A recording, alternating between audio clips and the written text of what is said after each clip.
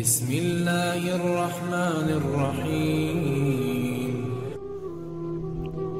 بسم اللہ الرحمن الرحیم۔ السلام علیکم ناظرین۔ کمیل بن زیاد رحمۃ اللہ علیہ فرماتے ہیں کہ ایک مرتبہ حضرت علی رضی اللہ تعالی عنہ نے میرا ہاتھ پکڑا اور فرمایا، اے خمیل، یہ دل ایک برتن ہے، اس میں جو چاہے ڈال دو۔ اس کے بعد فرمایا کہ میں تمہیں 5 باتوں کی نصیحت کرتا ہوں، ان باتوں کو غور سے سنو اور ان کو اپنے پلے باندھ لو۔ یاد رکھو، اللہ کے علاوہ کسی سے کوئی امید نہ رکھنا، کیونکہ انسان کی ساری امیدوں کو پوری کرنے والی ذات صرف اللہ ہی کی ہے۔ اللہ کے علاوہ کوئی ذات نہیں جو کہ تمہاری امیدوں کو پورا کر سکے۔ دوسری بات یہ فرمائی کہ اپنے گناہوں کے علاوہ کسی چیز سے نہ ڈرنا، کہ کل کو جب اپنے اللہ کے سامنے جاؤ گے تو اللہ کو کیا منہ دکھاؤ گے۔ اسی لیے ہر وقت یہ خوف اپنے دل میں رکھو کہ کوئی گناہ تم سے سرزد نہ ہو، اور جو گناہ تم سے سرزد ہو چکے ان پر اللہ سے استغفار کرو۔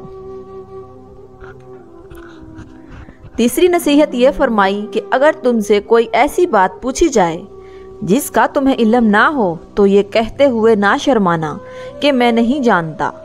برعکس دوستو، آج ہمارا حال یہ ہے کہ بہت سے لوگ ایسے ہیں جو کہ ایک چیز کے بارے میں نہیں جانتے، پھر بھی تکے لگانا شروع کر دیتے ہیں۔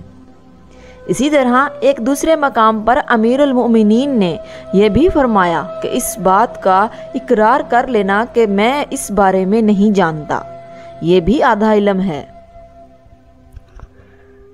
چوتھی بات یہ کہ جس بات کا تمہیں علم نہ ہو تو اس کے بارے میں علم حاصل کرنے کی کوشش کرو اور اس کے بارے میں علم حاصل کرو۔